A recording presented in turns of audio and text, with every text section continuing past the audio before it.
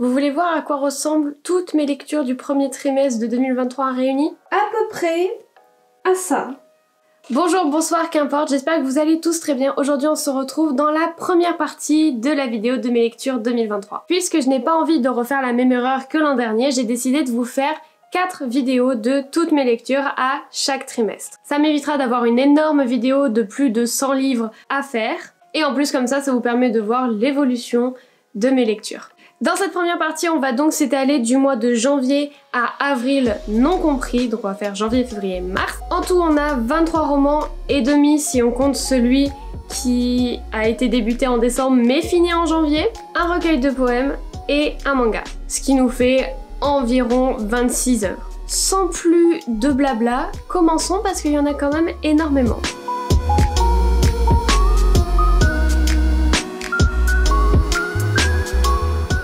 On va commencer avec celui que j'ai commencé en décembre mais que j'ai fini en janvier, donc je sais pas trop où le mettre, donc on va dire qu'il compte pour un demi. Convoité de Tracy Wolff, qui est le 3e tome de la saga Assoiffé. Je lui ai mis une note de 4,5 sur 5, c'est mon tome préféré de la saga jusque là. Même en ayant lu Empoisonné et Prisonnier, qui sont donc les 2 tomes qui viennent après, c'est toujours celui-là que je préfère. Il y a de l'action, il y a des plot twists, on a une belle romance, donc j'adore. Ce qui est bien, c'est que j'ai rangé mes bouquins par ordre chronologique, par mois, etc. Par contre, j'ai pas prévu l'endroit où est-ce que je les mettais une fois la vidéo finie.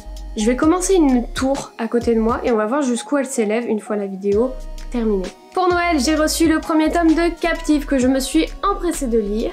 Et ça ne m'a pas vraiment plu. J'ai mis une note de 3 étoiles sur 5 tout simplement parce que je n'ai pas trop accroché avec l'univers, j'ai pas trop accroché avec la dark romance en général et les comportements des personnages m'ont pas mal déplu. La première moitié, je n'aimais vraiment pas, la deuxième moitié c'était un petit peu mieux, mais pour autant c'est pas une super bonne lecture. À la suite de ça, j'ai lu Prisonnier, qui est donc le tome 4 de la saga Assoiffé par Tracy Wolff. J'ai mis une note de 4 étoiles sur 5, ça commençait à être long, il était très mince, mais il a été intéressant. J'ai pas grand chose à dire, j'ai payé 17,50 € pour 200 pages, ça me paraît quand même très cher, donc ça lui a fait perdre le point qu'il aurait pu avoir si il avait été un peu moins cher. Pour autant, l'intrigue reste vraiment intéressante, mais on sent qu'on se fait un peu douiller sur le prix. Après ça, je me suis attaquée à une trilogie de romances urbaines avec de la mythologie qui était pas mal vue sur BookTok. Je vous parle de Witch and God de Liv Stone. J'ai donc lu le premier tome et je lui ai mis une note de 4,75 sur 5. J'ai eu du mal au début avec la plume, j'ai mis du temps à m'immerger dans l'univers, mais cette romance m'a eu. Je vais pas vous mentir, j'étais à 2 doigts de lui mettre 5 sur 5. Mais comme j'ai vraiment mis du temps avant de me mettre dans le mood, etc., je lui ai pas mis 5. Ensuite, on passe dans un tout autre registre avec Comment le prince Cardan en est venu à détester les histoires. Je lui ai mis la note de 3,75 sur 5 pour la simple raison que, oui, c'est sympa, c'est mignonné, les dessins sont beaux, c'est un bel ajout à la saga, mais déjà que j'étais pas vraiment fan de la saga du Peuple de l'air, j'ai vraiment eu du mal avec celle-là. Ça m'a pas plus emporté que ça, pour autant ça reste un truc très mignon, très joli, et si vous aimez la saga du Peuple de l'air, y a pas de souci, prenez-le. J'ai bien aimé, mais c'était pas transcendant. Après ça, j'ai décidé de tester mon tout premier roman d'une certaine autrice qu'on voit énormément sur le BookTok américain et même sur le BookTok français, Colleen Hoover. J'ai commencé par Ugly Love parce que apparemment c'était celui que tout le monde conseillait de lire en premier. Ça a été une énorme déception. Je n'ai pas du tout aimé ce livre. Autant dans l'intrigue que dans les personnages, que dans la plume qui parfois m'énervait un petit peu, je n'ai pas du tout aimé. J'ai trouvé ce livre un peu problématique dans la façon dont sont tournées certaines phrases, certaines choses, j'ai pas accroché du tout. Je lui ai mis la note de 1,5 sur 5, 1 point pour le personnage de Yann que j'ai bien aimé, et 0,5 pour les scènes romantiques qui étaient, on va se le dire, originales et bien écrites, mais j'ai pas aimé. Après ça, pour donner un petit peu de légèreté à ma lecture, j'ai décidé de lire le tome 3 des Carnets de l'apothicaire, qui est un manga que j'ai commencé il y a fort longtemps et que je lis franchement très sporadiquement parce que je ne suis pas adepte de manga. Je l'étais à une époque, maintenant plus beaucoup. Mais ce tome-là était tout aussi bien que les deux premiers et je continuerai de lire cette saga, je continuerai de l'acheter, mais toujours très espacé dans le temps. J'ai pas envie de tout lire à la fois parce que ça m'attire pas. Mais le manga est quand même super sympa. On passe au 7e livre du mois de janvier. Oui, j'en ai lu beaucoup, je ne sais même pas comment j'ai fait. C'est Forgery of Roses de Jessica S. Olson. Celui-là, on l'a entreaperçu sur BookTok, mais on lui a pas vraiment donné d'importance. Les avis sont très mitigés, il y en a qui ont adoré, d'autres qui ont détesté. Personnellement, je fais partie de ceux qui ont adoré ce livre. Je l'ai noté pépitas sur 5 parce que vraiment, j'ai aimé la plume, j'ai aimé l'univers, j'ai aimé l'intrigue, j'ai aimé le plot twist à la fin qui m'a retourné le cerveau. Et en plus de ça, comme j'avais eu des lectures pas terribles par le passé, là j'ai retrouvé une héroïne qui avait du courage, qui avait des convictions, qui avait des valeurs auxquelles elle s'accrochait vraiment et j'ai pu m'identifier à elle sans problème. Donc ce livre, je l'ai beaucoup apprécié et je l'ai lu très rapidement. Ensuite, j'ai débuté une trilogie que j'avais vu passer mais qui ne m'intéressait pas plus que ça. Cependant, en rayon, quand j'ai vu le tome relié énorme à 16 €, je me suis penchée dessus parce que je suis un énorme rat. Si vous avez vu mes précédentes vidéos, vous savez de quoi je parle. Gale of Mans de Barbara Close. Une de mes sagas favorites, vous allez voir que février et mars, j'ai les 2 autres tomes.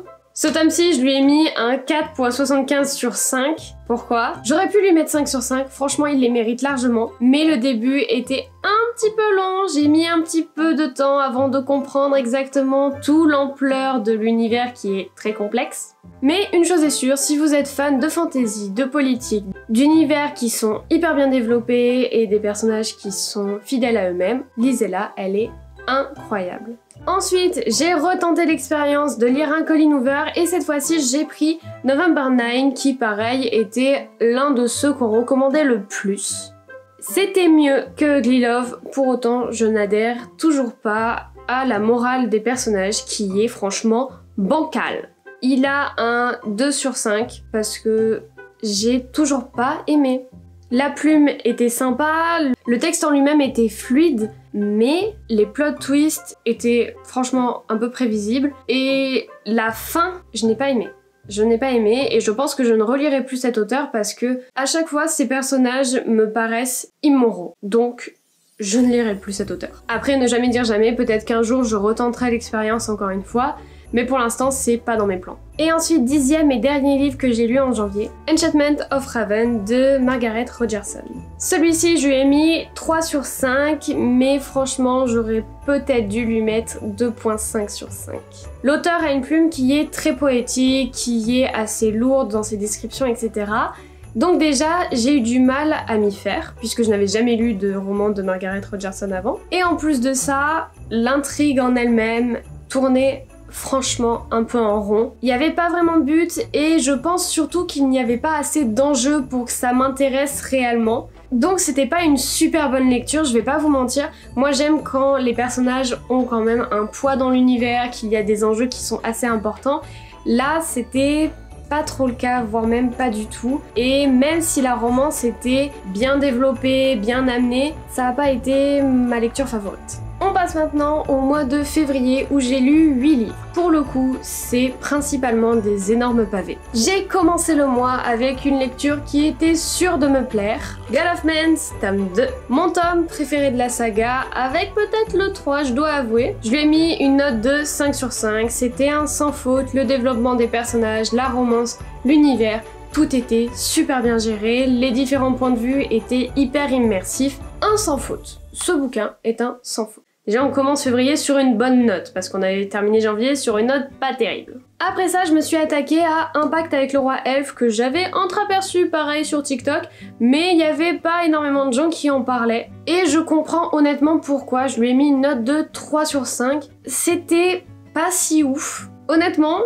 j'ai pas trop aimé, j'ai trouvé ça, encore une fois, redondant, ça tournait un peu en rond, les personnages étaient pas forcément hyper attachés à leur valeur morale, l'intrigue au fil des chapitres s'effaçait beaucoup. Après ce n'est que mon avis personnel, mais j'ai pas vraiment aimé, je me suis empressée de le terminer pour en attaquer un nouveau. Après ça, j'ai lu le tome 3 de Inheritance Game de Jennifer Lynn Barnes. J'avais beaucoup aimé le tome 1, le tome 2 m'avait laissé un petit peu plus sceptique, mais le tome 3 m'a convaincu. J'ai vu beaucoup de gens dire que le tome 2 et le tome 3 de Inheritance Game étaient totalement inutiles. Je suis à peu près d'accord pour le 2, par contre le 3, je trouve qu'il finit vraiment la saga en beauté, avec une fin qui ressemble vraiment à la protagoniste. Parce que oui, l'intrigue du tome 1, c'est de dire qu'une jeune fille va recevoir des milliards sur son compte bancaire sitôt qu'elle aura passé un an dans la maison familiale du milliardaire qui lui cède sa fortune. D'accord. Mais qu'est-ce qu'elle va faire avec cet argent? Et dans ce tome-là, à la fin, elle répond à cette interrogation et l'auteur a vraiment fait un move très intelligent, j'ai beaucoup aimé. Les complots sont résolus aussi et de manière assez belle. C'est pas totalement un happy ending, mais c'est franchement pas un sad ending. Donc j'ai vraiment aimé me casser le cerveau sur celui-là. La pile commence à atteindre le niveau de mon accoudoir. Ça commence à... ouais. Ensuite, est-ce qu'on peut considérer que je l'ai lu ou pas? Je ne sais pas. Mais dans tous les cas, j'ai relu mon bouquin, donc The Good Boy and the Bad Girl. Et j'ai dû tellement mal le relire que j'ai laissé échapper 1 milliard de coquilles. Parlons honnêtement. J'ai reçu des avis sur ce livre-là et sur le premier que j'ai sorti qui me disait qu'il y avait des fautes. Et je plaide coupable. Je suis une douille en grammaire. Et en plus de ça, lorsque j'ai commencé l'auto-édition, je n'avais aucune idée de ce qu'était un bêta-lecteur, un correcteur ou ce genre de choses. Honnêtement, aujourd'hui, je me tape sur les mains et je sais que je ferai des rééditions de mes 2 premiers romans pour qu'ils soient vraiment nickel, qu'il n'y ait pas de fautes, etc. Pour l'instant, j'ai vraiment pas de temps à y consacrer et c'est pour ça que ma duologie de fantasy sera beaucoup plus travaillée, mettra plus de temps à sortir, ça c'est sûr, mais au moins, elle sera beaucoup plus qualitative. Je ne vais évidemment pas noter mon roman parce que sinon ce serait de la triche, mais voilà, je l'ai relu et pas grand chose d'autre à dire, c'était mon roman. Après ça, j'ai donc lu le tome 2 de Witch and God, avec lequel j'ai moins accroché que pour le premier. Autant le tome 1, j'avais vraiment eu de l'attache pour les personnages et pour l'univers, autant dans celui-là, on découvre le décor des enfers et j'ai pas aimé. J'ai trouvé la première partie du roman assez longue, donc quand Circé fait le trajet jusqu'à arriver en enfer, j'ai trouvé ça franchement long. Et après ça, il y a quelques plot twists, il y a quelques péripéties, mais j'ai pas aimé plus que ça. J'ai beaucoup aimé la fin, avec les épreuves, etc. Mais j'ai préféré le tome 1 et j'attends de lire le tome 3 pour voir si c'est une saga qui me plaît réellement ou pas. Ensuite, j'ai décidé de m'essayer à la lecture en VO, donc en anglais, et j'ai choisi The Love Hypothesis de Ali Hazelwood et ce livre-là a été un 5 sur 5, un coup de cœur, une pépitasse. C'est une romance avec beaucoup d'humour, beaucoup de comédie, des scènes qui sont franchement faciles à comprendre même pour ceux qui ne sont pas forcément bons en anglais. Les personnages sont hyper attachants, l'univers est simple de compréhension puisqu'on est dans un cadre d'université. On a une touche de science qui vient s'ajouter à tout ça et qui donne un côté très intellectuel que j'ai adoré. Ça a été une super bonne lecture et je suis sûre de lire Love on the Brain qui est donc le 2e tome de la même catégorie. C'est pas la suite avec les personnages, mais c'est dans le même univers. Après avoir avalé autant de romances, j'ai décidé de repartir sur la fantasy avec Keleana tome 2, Une reine sans couronne. J'ai mis une note de 4.5 sur 5, j'ai beaucoup plus accroché que pour le tome 1, pour lequel j'étais restée assez sceptique. Ça devient vraiment intéressant, les plot twists sont incroyables, la relation avec Nehemia, enfin, j'ai adoré. J'ai adoré. J'ai encore plus aimé le tome 3, et là je suis en train de lire le tome 4. Vraiment, ce livre-là, c'est celui qui m'a fait accrocher avec la saga à jamais. 8e et dernier livre pour le mois de février. J'ai décidé de continuer dans la fantasy et avec un très beau pavé, j'ai lu Sorcerer Falls de Margaret Rogerson. Si Enchantment of Raven m'avait laissé un petit peu perplexe par rapport à la plume, celui-ci m'a convaincu.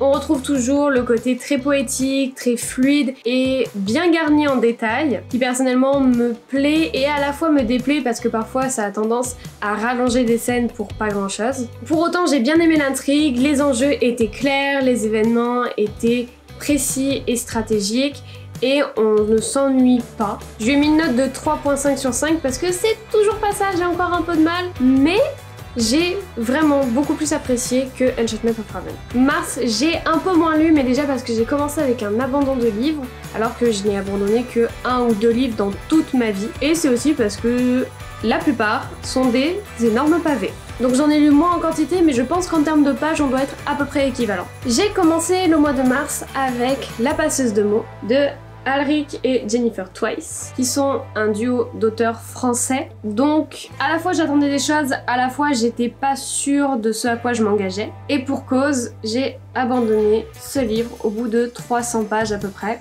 Tout simplement parce que le récit déjà met beaucoup de temps à s'installer, l'événement perturbateur met du temps à venir, et même quand il vient, c'est super long. Et vraiment, c'est non pour moi. J'ai vraiment tenté de m'accrocher, j'ai essayé de faire de la lecture rapide pour passer au moment où il y aurait des événements, mais même en faisant ça, il se passait rien. Je me suis ennuyée et du coup au bout de 300 pages, j'ai regardé ce qui me restait et j'ai fait non, c'est pas possible. Si je continue, je vais me mettre en panne de lecture et j'ai vraiment pas envie. On piétine tout du long, ça a pas été ma tasse de thé, j'ai pas aimé. Je ne l'ai pas noté parce que je l'ai pas lu en entier, mais concrètement il aurait pas eu une note très haute. En parallèle de ça, j'ai commencé à lire des poèmes, donc je me suis attaquée à Lait et miel de Ripika. Je l'avais pas mal vu passer sur internet et j'avais entreaperçu quelques poèmes qui m'avaient un petit peu plu. Du coup je me suis dit pourquoi pas, écoute, on va essayer.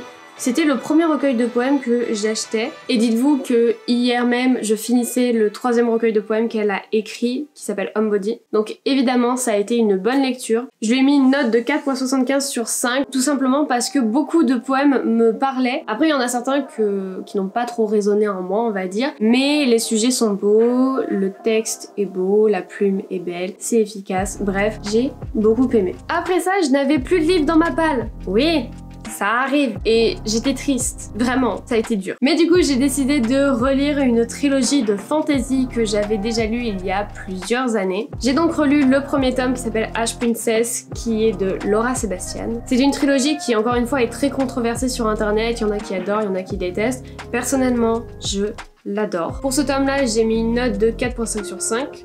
Je l'avais déjà apprécié quand je l'avais lu une première fois, mais là j'ai encore plus aimé le développement des personnages, les décors. Tout était très simple à comprendre et j'avoue que après une lecture comme La passeuse de mots que je n'ai pas fini, ben ça a fait du bien. Pour le 4e livre de février, je me suis attaquée au Pont des tempêtes de Daniel L. Jensen. Je fais attention quand je le touche parce que les dorures partent un peu en fariboulette et comme il est excessivement beau, je ne tiens pas à l'abîmer. Au début, j'étais sceptique, mais à la fin, j'ai adoré. Ce livre aussi obtient la note de 5 sur 5, même si le début m'a laissé vraiment perplexe, je savais pas trop à quoi m'attendre, mais une fois que je me suis habituée à la plume de l'auteur et à la cadence et au rythme qu'elle adoptait, ça a été que du bonheur. J'ai vraiment hâte que le tome 2 sorte et vous pouvez être sûr que je serai une des premières à l'acheter et à le lire. Un livre super beau, une romantaisie comme je n'en avais jamais lu. Vraiment, ça a été un régal. Mais non, mais j'ai besoin de... J'ai un problème avec mon volet qui ne se coince plus, donc je ne peux plus l'ouvrir, ça m'énerve, donc je vais faire vite.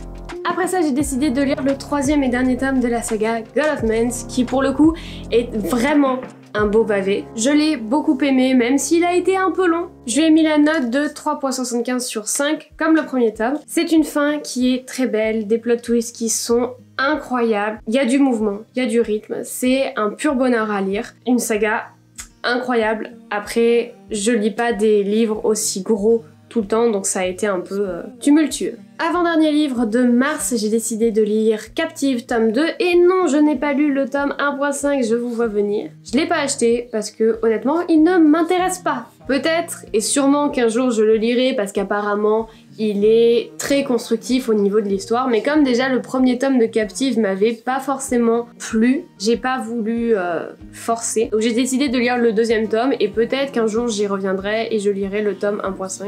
Je lui ai mis la note de 3.5 sur 5, c'est mieux que le premier tome et là devient un petit peu plus crédible et un peu moins naïve. Asher devient un petit peu moins bête, mais c'est toujours pas ça, mais je pense que c'est vraiment le côté dark romance qui me déplaît, donc le fait que ce soit un peu toxique et malsain entre eux. Mais dans ce tome-là, c'est moins présent que dans le tome 1, donc j'ai mieux aimé. Et pour la dernière lecture du mois de mars, j'ai décidé de lire La chasseuse et l'alchimiste de Alison Saft. Ce livre Je l'avais remarqué tout simplement parce qu'il est incroyablement beau, j'adore ce jaspage. Mais il a obtenu la note de 3 sur 5 tout simplement parce que la plume était un peu trop lourde pour moi. C'est dans le même style que Margaret Rogerson, mais en un peu plus long. En plus, les péripéties ne se suivent pas continuellement, donc ça laisse des moments de vide, mais les moments de vide ne sont pas exploités à leur plein potentiel, donc ça m'a franchement un petit peu déplu. C'était une bonne lecture, mais je le relirai pas avant un bon bout de temps. Voilà pour la pile. Je peux m'accouder dessus, c'est incroyable. Mais je vais pas le faire parce que je suis en train de la faire tomber. On va faire l'outro avant que ça ne se pète la gueule et ensuite je vais aller ranger tout ce bordel et ça va me prendre 1 heure, mais c'est pas grave. J'espère que cette vidéo vous aura plu. Si c'est le cas, n'hésitez pas à la liker et à la partager. Si vous aussi vous êtes lecteur, n'hésitez pas à me dire en commentaire ce que vous avez lu. Dans tous les cas, je vous fais des gros bisous. N'oubliez pas que vous êtes unique. Et sur ce, on se retrouve dans la prochaine vidéo. Bye!